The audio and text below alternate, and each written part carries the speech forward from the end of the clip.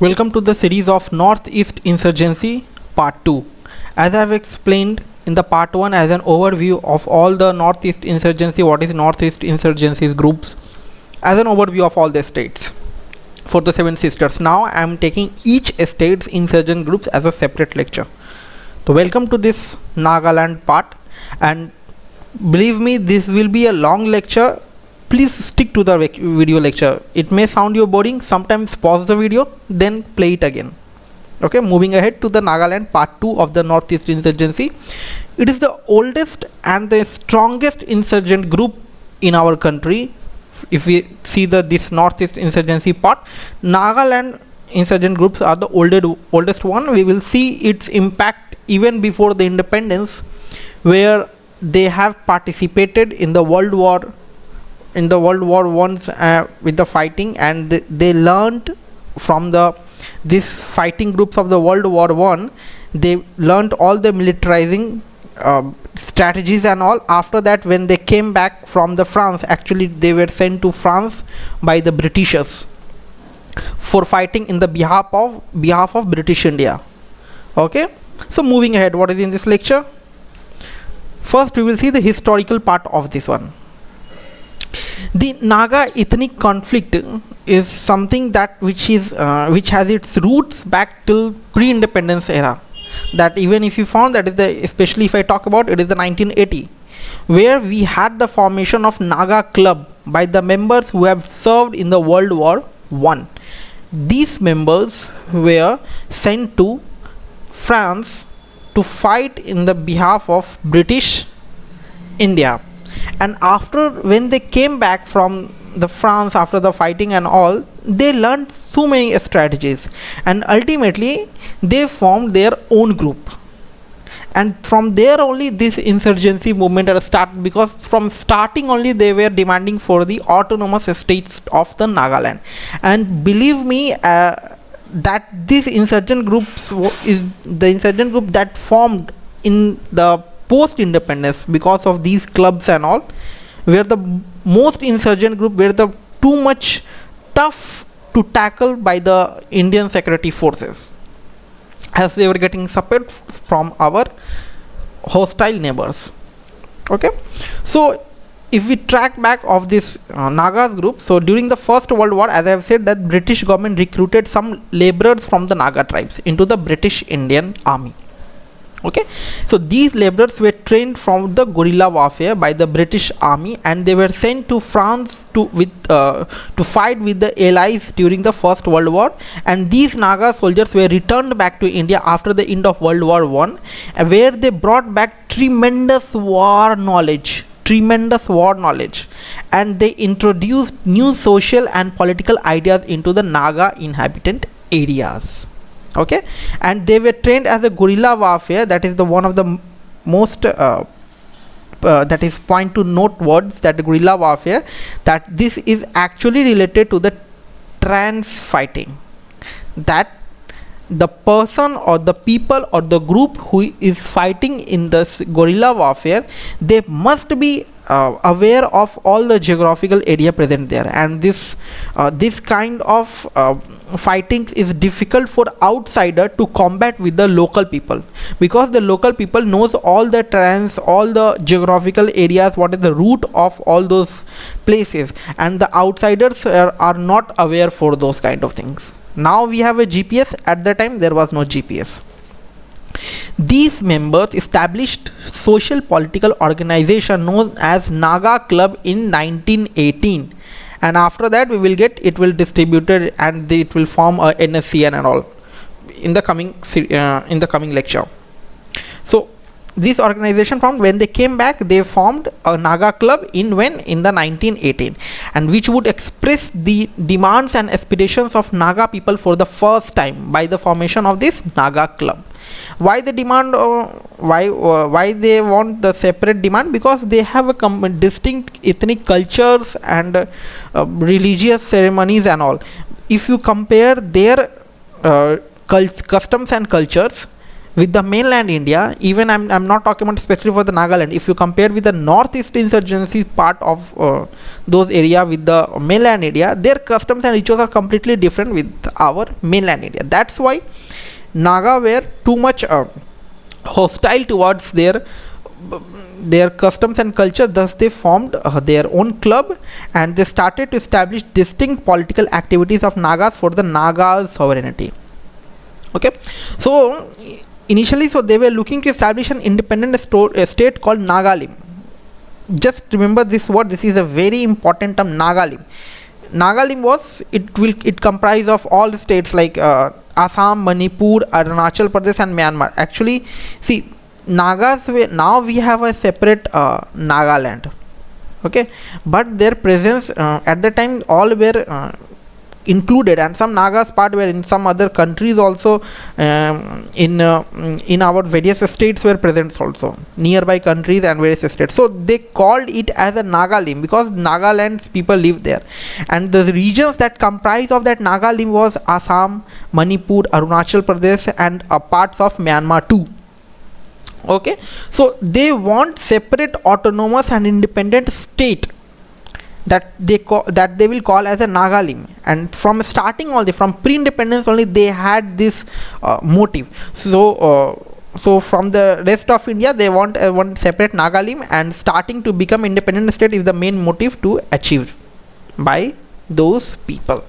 Okay, by those people, what? The Naga club people. So these demands were articulated for the first time that when the Nagalim formed. Actually, before it was not there. When Naga club formed, then they started the voice for the Nagalim, and this was the first time when they asked for a separate state.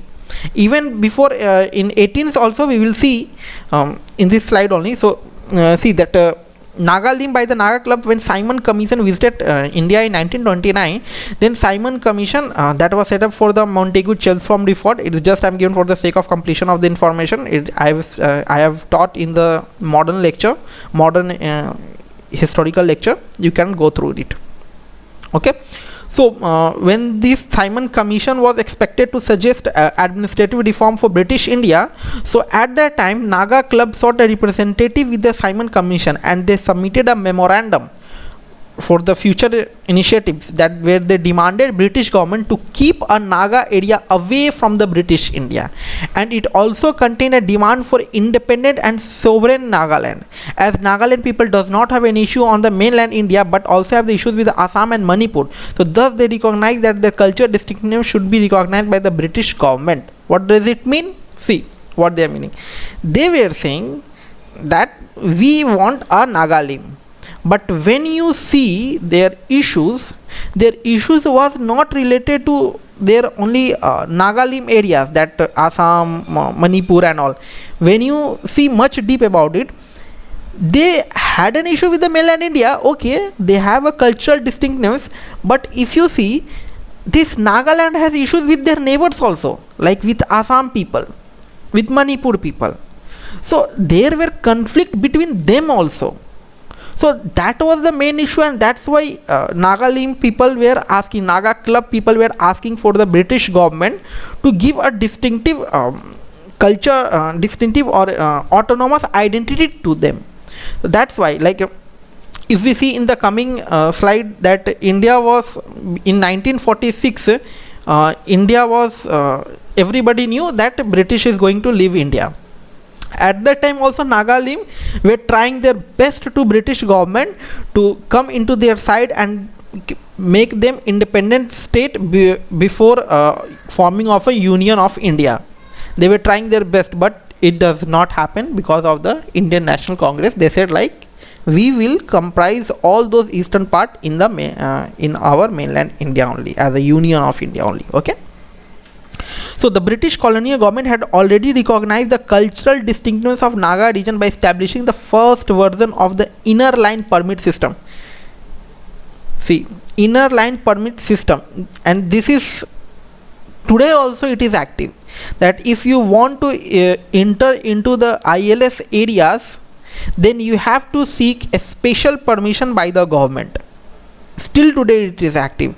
So it was implemented by the British government, but still today we are following it. So you can imagine, like, we have not crossed their limit, we have not crossed into their tribal areas to destroy their custom and identity. We have done our best.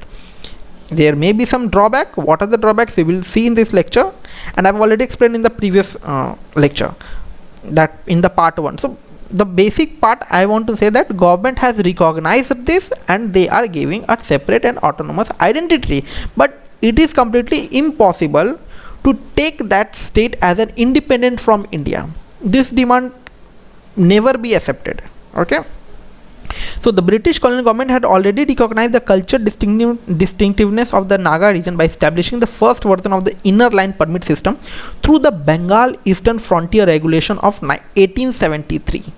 Okay, and even today we have this inner line permit system which is implemented in some parts of the Nagaland, Mizoram, Arunachal Pradesh, and the areas under the ILP system, they are completely out of bound of outsider. Like if some outsider wants to enter, then they have to seek a special permission. So even if the Indian citizen, British citizen want to enter into those regions, they have to take a special permission issued by the government, and British government found Nagas areas to be difficult to administer because of their fierce character in nature. So that's why they formed ILP. The formation of ILP is only because of the British India that they found difficult to control over the Naga areas.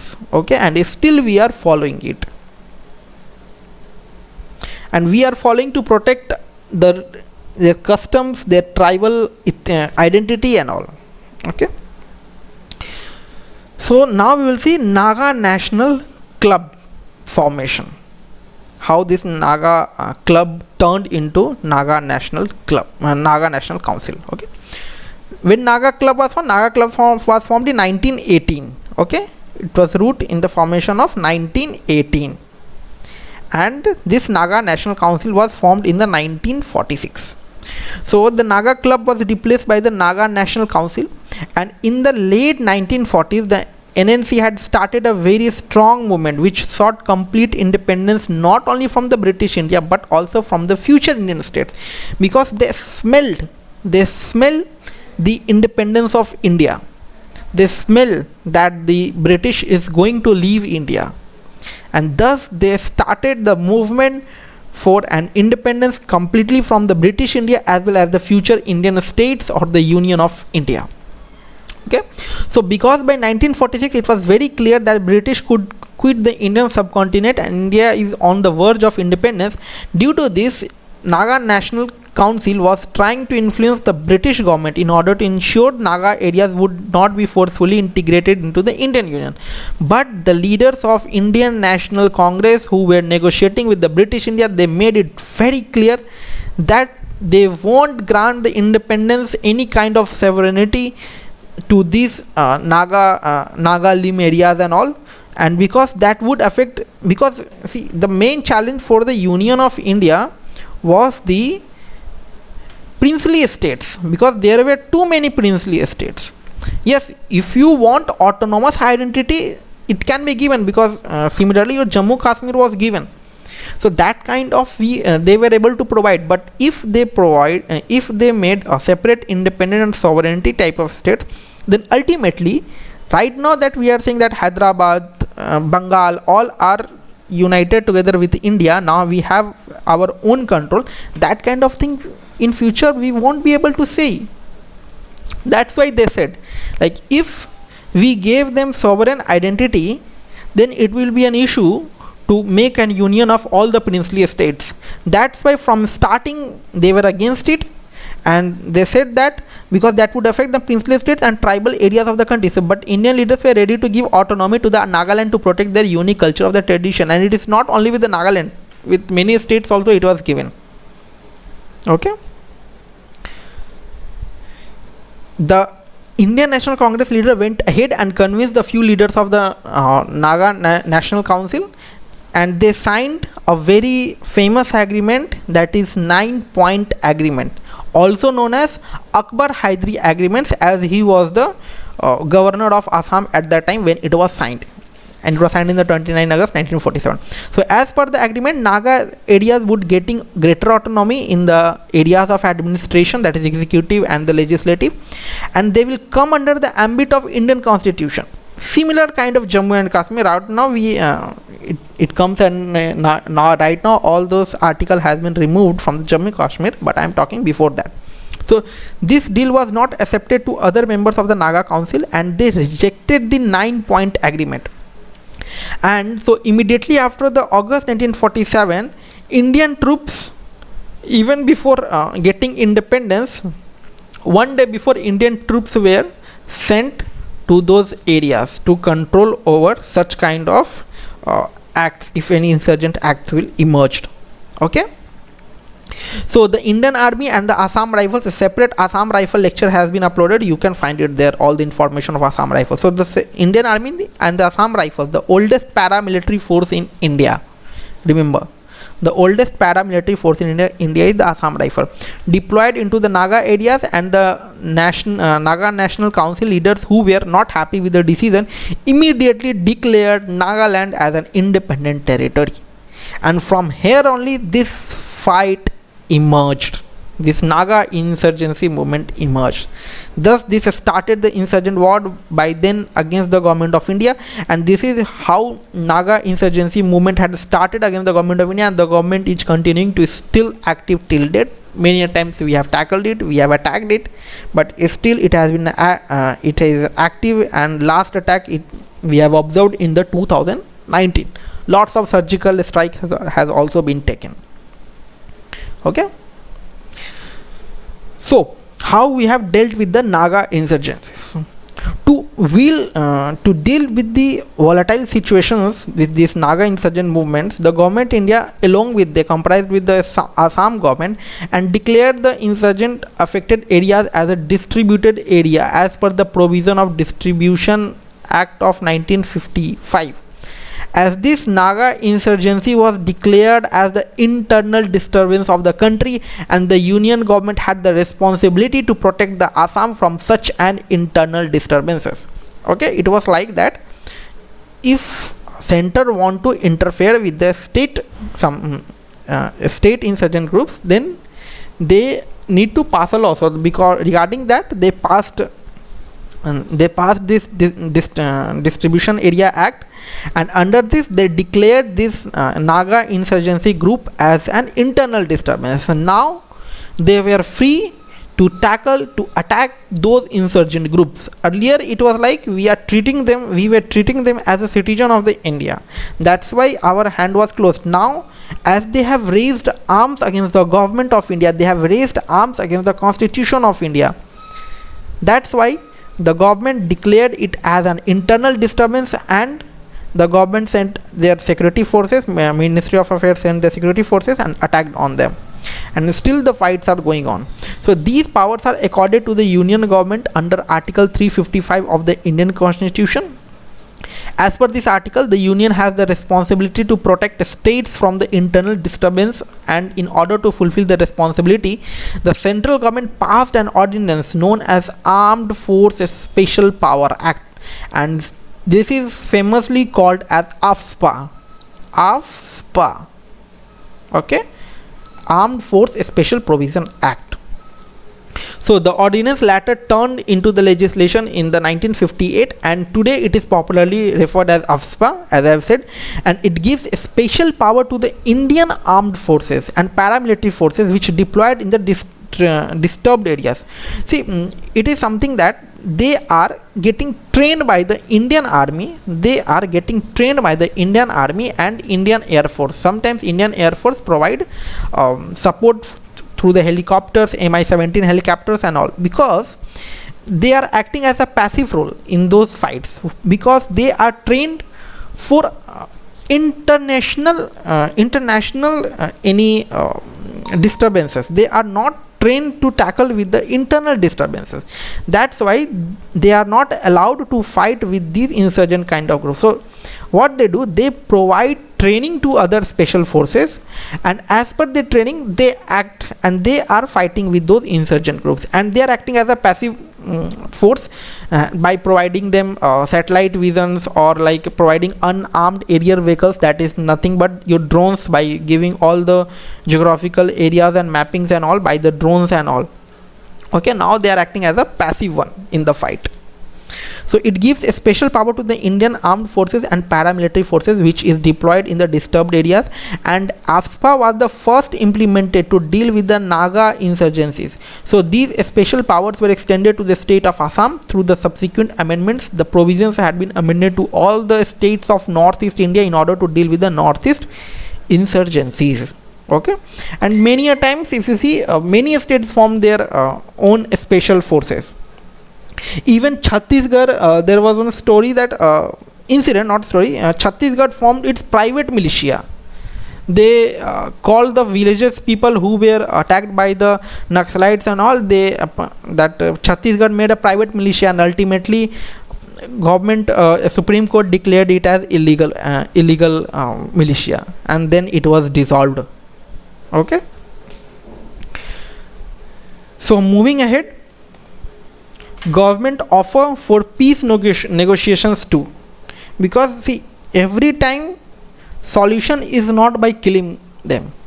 If you let us suppose if you kill a leader, top leader, they may their group turn into ferocious one, and there will be also chance that group will suppress. Okay, so government had every time, it is not first time, every time government has offered a peace negotiation, and the door of peace negotiation is always open. Okay, so due to these special powers, Indian Army and Assam Rifles conducted insurgency operations targeted against the Naga groups, and these security operations had weakened the Naga insurgencies by 1960s, and this is when Indian government offered peace negotiation to the Naga groups, and Indian further separate concession by forming a separate state called Nagaland by 1963. And in 1963 the Assam was bifurcated, and here the Nagaland was separate and Assam was separate state. Okay, so immediately Indian government tried to negotiate with the Naga groups, but it was disrupted by post 1965 again. As 1965 we witnessed a resurgence in the Nagas group, and it was enabled by the India's hostile neighbors, which includes Pakistan and China. See, within the Nagalim, they had a clash with the people of Assam too, and by seeing this, government of India agreed on their demand, and they separated the Nagaland from the Assam in the 1963. But this thing was also then not accepted. Again they got the support from the outsider in the 1965 when we have fought a war with the Pakistan and China. They supported this Nagaland to create disturbance within the country, and again after 1965 within the 1965 they get activated. They activated again in India, and continued their insurgent wars. Okay, so as India were already fought two conflict war with the Pakistan and one conflict war with the China, they took these Naga insurgencies. Who took? China and Pakistan took these Naga insurgencies as an opportunity to destabilize India, and Pakistan started to use of making East Pakistan policy, like today's now it is Bangladesh. At that time Bangladesh was the part of Pakistan as called as East Pakistan. Now India also made its intelligence and divided the East Pakistan and made them Bangladesh in the 1971.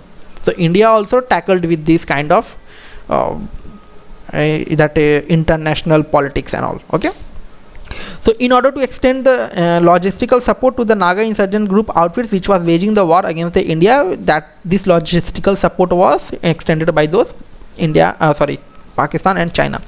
So even the China supported the Naga insurgencies by using the Myanmar as a base, and result by 1970s the Nagas group emerged as a major threat to India. Okay, now we will see the Shillong Accord. I am just following the sequence, just stick with the lecture. It may sound long, but for the information, for the sake of information, I have combined this one and please stick to it. Be with me. If you want to pause the video, come back again. So now we will see Shillong Accord. In 1971, India dealt a severe blow to Pakistan by enabling the liberation of Bangladesh. In 1971, India acted very sharply, very intelligently against Pakistan and made a bifurcation of Pakistan by formation of Bangladesh. And as a result, the Nagas outfits, they lost their safe haven, that is from East Pakistan, that is Bangladesh. Ultimately, we will see again if the when the politics of Bangladesh will change, again they will form take Bangladesh as a safe haven. We will see. So this Nagas outfit, they lost their safe havens with the formation of East Pakistan, as a Bangladesh, and India has started to improve the relation with the Myanmar government too, because they were active because there were some insurgent groups in Myanmar too, where Myanmar government were getting hit by those insurgent groups, and the insurgent groups of Myanmar were helping these Naga insurgent groups too. So Myanmar was also against their insurgent groups, India was also against their insurgent groups, and both were working together. That's why Indian government started to improve their relation with the Myanmar government, and as a result, the Nagas group started to losing their support, which they have enjoyed in the East Pakistan and Myanmar. India tackled with the formation of Bangladesh, so their safe haven was lost, and India improved the relation with the Myanmar, so here it was also hit. So due to all these activities and action of Indian security forces, these Naga this Naga Council, this Naga National Council signed a peace accord that was called as the Shillong Peace Accord of 1975. Okay, why it was formed? It was formed because of the two reasons. These Naga insurgent groups were hit by two strategies by India, where the formation of Bangladesh was happened, that broke their safe haven, and the relation with the Myanmar government was improved. Ultimately, they were hit by the Myanmar side too, so they did not have any option at that time, and they forced to sign the peace accord with the Indian government as a Shillong Peace Accord. Okay, what was in this accord? Let us see. So under this accord, India managed to convince a few leaders of NNC, not all leaders, remember, few leaders of NNC to surrender and lay down their arms, and India also managed to convince the Naga National Council to accept the supremacy of Indian Constitution. And in return, India was willing to grant autonomy with regard to their administration, law making, whatever as per your traditions, whatever you want to make. Just make the law as per tradition, but you have to be under the Indian Constitution. And thus it was the repeat of Akbar Hydari Agreement. What was the Akbar Hydari Agreement? Akbar Hydari Agreement was that when the Assam, that governor of Assam signed at the time, when the few leaders of NNC governor of Assam, that was signed. Okay, this agreement, that Akbar Hydari Agreement, 9-point agreement, which was not accepted by the few leaders, and again Naga insurgents group was started. Okay, the same thing it was repeated here as a Shillong Accord. Okay, so I hope you are understanding it. I'm trying my best to connect with all those historical events and the running events, and we will see the present events also. I will connect it. Okay, so in return, India as a gift was ready to give autonomy to them. So thus it was the repeat of Akbar Hydari Agreement. So in match the following, if someone says Akbar Hydari Agreement and Shillong Accord, you can match it, because it was just a repeat of it. But this accord was not accepted to the other leader of NNC. As I have said, it was signed between the few leaders of NNC. So this accord was not accepted to the other leaders of NNC, and they rebelled against the Shillong Accord, and the NNC was then split into multiple factions, and this split became the major cause of the establishment of the National Socialist Council of Nagaland. Okay, earlier it was Naga Council, then we got the formation of Naga National Council, Naga National Council, NNC. Now we are seeing again the faction happened. This Naga Council, again Naga National Council, again we are seeing that Naga Socialist Council of Nagaland, National Socialist Council of Nagaland, NSCN. Okay, again you will see the multiple faction within the NSCN, Kaplang and all. Okay, so this is the series. So this split became the major cause of the establishment of the National Socialist Council of Nagaland in Myanmar as a base in 1980. This is acting as a safe haven. So this emerged as one of the most dangerous insurgent outfits of the northeastern part of the India when this NSCN was formed. Okay. So moving ahead, how NSCN stepped into the India as an insurgent movement. Okay, so when NSCN was set up in 1980, it was led by three prominent leaders, and these prominent leaders will ultimately, we will see, they create more faction within the NSCN. So it was Isaac, another was Muiwa, and other was Khaplang.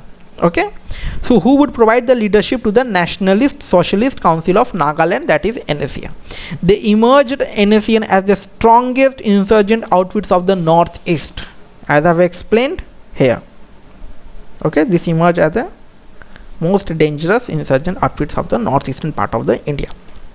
Okay, under their leadership, NSCN has carried number of attacks against the Indian security forces, civilians, civil administrations. If the government officials are there, they attacked on them also, and further they never supported the electoral process. The main aim of hitting the government, just attack the electoral process. It means if you are attacking a electoral process, it means you are directly attacking the government. So that's why every time, even Naxalism, if they want to show their ferocious ones, when they raised arms against the government as acting as a Maoist, so to show their angriness, they mainly target the elections only. Okay, so that's why the attacks at the civil administration as well as the electoral process, which represent the government of India.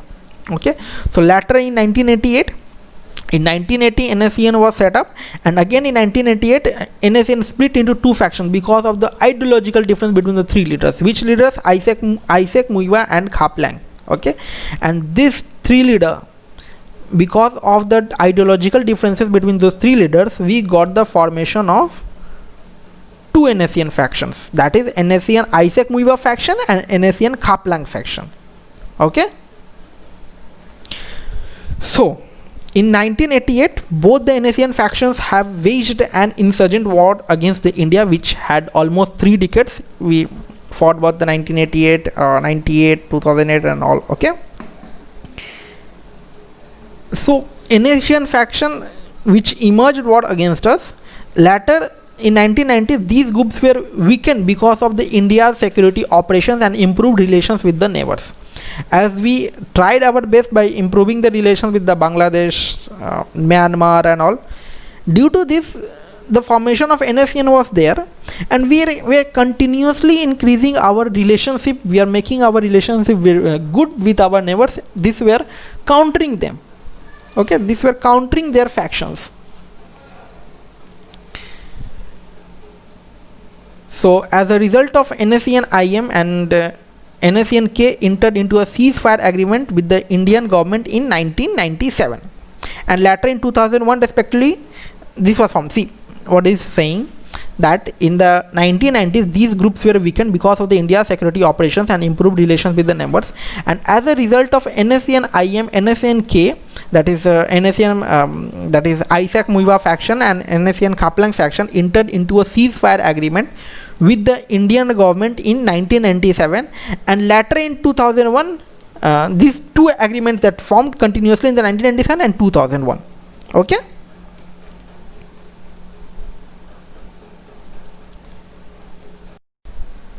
and despite of this ceasefire agreement that is signed between the 1997 and the 2001, they again started war against the government. The war against the government because they again started to get the support by our hostile neighbors, that is the Bangladesh and the China. So especially NSCN Khaplang faction tied up with the insurgent group of the Myanmar, such as Arakan Army and the Kachin Independence Army. See, these Myanmar was also fed up with the insurgent group present in those regions, and these two insurgent groups were Arakan Army and the Kachin, that is this Kachin Independence Army, that target the Myanmar government. So that's why India was making relations good with the Myanmar government, because in the return of that, Indian government will fight with the NSCN, and this Myanmar government will fight with these two insurgent groups, the Arakan Army and the Kachin Independence Army. Okay, so similarly NSCN, that is Isaac Muiba faction, was sheltered by the hostile government of Bangladesh post 1997. NSCN Khaplang faction was given shelter in the Myanmar, and NSCN Isaac Muiba faction gave shelter, taken shelter in the Bangladesh by the after 1997. So this situation of NSCN-IM would not change until 2009 to 10, when our Prime Minister Dr. Manmohan Singh has said that the main issue within the country is the internal security problem only by these insurgent groups. As in this year, the Awami League was elected in the rule as power in the Bangladesh, as the Sheikh Hasina became the Prime Minister of the Bangladesh. So this was the turning point. Till 2009 and 10, that is Isaac Muiba faction was in power, were ruling as most insurgent groups. But when in the 2009 and 10, when the Sheikh Hasina became the Prime Minister of the Bangladesh, as she was a daughter of Sheikh Mujibur Rahman, and Sheikh Mujibur Rahman had the main role as acting as a PM of the Bangladesh, and India helped too much in liberating Bangladesh with the Pakistan. That's why Sheikh Hasina had a connection, has a support of India, because of his father supported India and India supported Bangladesh. Okay, that's why from 2009 and 2010 they started hitting on those NSCN Isaac Muiba faction. They were against the Isaac Muiba faction. Okay, so that's what it is explained here, that it was not changed until 2009 and 10, and in the 2009-10 in this year Awami League was elected. Awami League was in the party of Sheikh Hasina, so was elected to the rule as the power in Bangladesh, and Sheikh Hasina became the Prime Minister of Bangladesh. She was a very close friend with India because she was pleased with the India by the support given during the liberation of Bangladesh. India actively supported the founding father of Bangladesh, that is the Sheikh Mujibur Rahman, father of Sheikh Hasina, and due to the joint pressure of Indian security agencies and the Bangladeshi security forces, NSCN Isaac Muiba faction was weakened and forced to negotiate with the Indian government.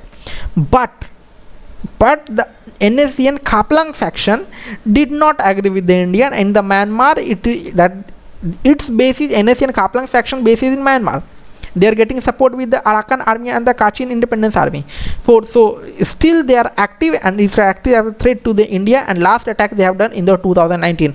And right now, Indian agencies believe that they are getting support of Chinese agencies from the Myanmar side. Okay.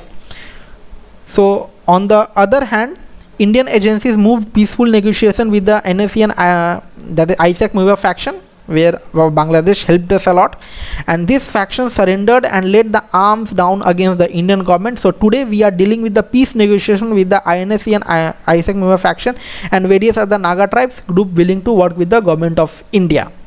But NSCN Khaplang faction is still active, as they have taken base in the Myanmar, and it has been taken as an intelligence input that the NSCN Khaplang faction is getting support by the China.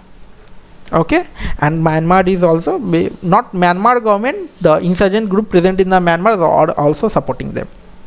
Okay, so in 2015 a historic peace accord was signed, which is called as Naga Peace Accord. Okay, there was a Shillong Peace Accord, not the Naga Peace Accord. This peace accord was signed by the NSCN Isaac Muiba leader. Mr. Muiba was there with the government of India in the presence of Prime Minister Modi. Indian government had even appointed Mr. R.N. Ravi as a special interlocutor for this policy, as R.N. Ravi is the former officer of the Intelligence Bureau who has worked very closely with the Naga group, and that's why it was taken under the all these happen under the Mr. R.N. Ravi. So today R.N. Ravi is the special representative of the Indian government to negotiate with the coalition of the Naga group, including the NSCN, Isaac Muir faction and the tribal people. Okay. So now NSCN again, as I said, that broke the ceasefire. We signed a peace accord, that is ceasefire accord, in 1997 and the 2001. Then again the NSCN broke the ceasefire, but that Kaplang faction has broken the ceasefire in 2001, and it has rejected the ongoing peace talk, and it continues to be in the state of war with the government of India, as they found a safe haven in the Myanmar with the coalition of the insurgent groups present in the Myanmar, that is your Arakan army and the Kachin Independence Army of the Myanmar. They were fighting against their government, that the Myanmar government, and the NSCN Kaplang faction is fighting against the Indian government, and they both have collided together. Okay, so as they found their safe haven in the border of Myanmar and believed getting help from China, it has carried out multiple attacks against the security forces. And in 2015, NSCN Kaplang had carried out a major terrorist attack, and that's why from where we will heard that that strike, that just within the slide, that against the Indian army in the state of Manipur, and NSCN Kaplang were working with the Manipur based insurgent group known as KYKL. This attack led to the death around 18 Indian soldiers, and this was labeled as one of the largest attack on the Indian forces, and this attack forced the Indian government to carry out the border strike, which is popularly known as surgical strike. From here this coined the word the surgical strike. It was earlier there also, but here the general public came to know, and as this general public came to know about this operation, this created problem within the India and the Myanmar government. Why this created a problem for the India and the Myanmar government? Because they have a contract, there was a deal between Myanmar and the Indian government that whatever the operations happen between India and Myanmar, this should not be come into the public. But when this surgical strike was taken place, this came into the public media, as the government that the ruling government of India wanted to take the owner of that ownership of that fight, that because of them we allowed them. It is not that this was the first time happened in India, but this was the first time happened in India with so much independence. There was no any control over it. It was given full access to them. And because of this information coming into the media, Myanmar was angry with the Indians' diplomacy and all. Okay, so the this is the para special forces, SF, or para commandos of the Indian army, carried out the precious surgical strike against the terror camp of NSCN Kaplang faction, which is located across the border of Myanmar, as a surgical strike. So it was very effective to neutralize the number of militants belonging to the Kaplang faction, but this strike created a diplomatic dispute between the India and Myanmar, as I said. So the reason was not because of the covert operation by India on its soil, but Myanmar was upset with the Indian government because they made this operation in public, and there is a deal between India and government that they won't make any operations coming into the public one. Okay. So previously Myanmar and India fought together against the terrorists with a condition to not reveal the covert operation in the public domain, as I have said. So this sensitive arrangement was breached by the Indian government and led to a diplomatic dispute between the India and the Myanmar. But later on we covered over it. Okay. Now to tackle with this, we are connecting a sea route, because as we know the connection to the northeastern state, we have only one point, that is the India's chicken neck, that is your Siliguri corridor. And Siliguri corridor is a very security threat area because of the presence of hostile neighbors around it. That's why India is making a joint operation with the Myanmar, where we will see a sea route and the highways are getting constructed from the river Kaladan. Okay, what is in this slide? We are just end of this lecture. So recently in the 2019, India and Myanmar had conducted a joint military terror operations which has been named as Operation Sunrise. As I've said, in this during this time there was a dispute between the India and Myanmar because of diplomatic dispute happened, but later on we covered it, and again in the 2019 India and Myanmar conducted joint military terror operation which was called as Operation Sunrise, conducted during the February-March 2019, and the main target was none other than Kaplang faction operating in Myanmar, and the other insurgent groups are the Arakan Army and the Kachin Independence Army, which as a threat of government for Myanmar, that is for the government of Myanmar, Arakan Army and the Kachin Independence Army, and for the Indian government it is the NSCN Kaplang faction, as NSN Isaac Muma faction came into the side of India by signing the peace accord. Okay, so these groups targeted the Tatma Daw, that is the official armed forces of Myanmar, that the Myanmar's official armed forces known as the Tatma Daw. So that these insurgent groups, that is the Arakan Army, Kachin Independence, further NSCN Kaplang faction was helping those army to fighting with the Tatma Daw, that is the armed forces on Myanmar. Similarly, Arakan Army and the Kachin Independence Army helping the NSCN Kaplang faction to fight with the Indian security forces. Okay, so the objectives of the such operation, that is Operation Sunrise, was that to protect Indian and Myanmar from the such insurgent groups. This is the basic one. And to protect Kaladan multi-modal transit corridor project, this project, okay, to protect the Kaladan multi-modal transit corridor, and it is an ongoing project between the India and Myanmar, and it is an ambitious strategic project which will establish connectivity between the India and Myanmar. So this is the sea route, approximately 539 km from India to Bangladesh, and it will connect to the Sitwa place. Okay, so that is the Sitwa port of present in the Rakhine state of Myanmar, and that will connect to the river Kaladan, and then we will have a highway of 129 km to the Myanmar. Okay, so as we know, India's weakness of the northeast trend is the India's chicken egg, that is the Siliguri corridor. So through the Kaladan project they will have an alternative route for the northeast state, and they will connect the port of Kolkata with the Sitwa port.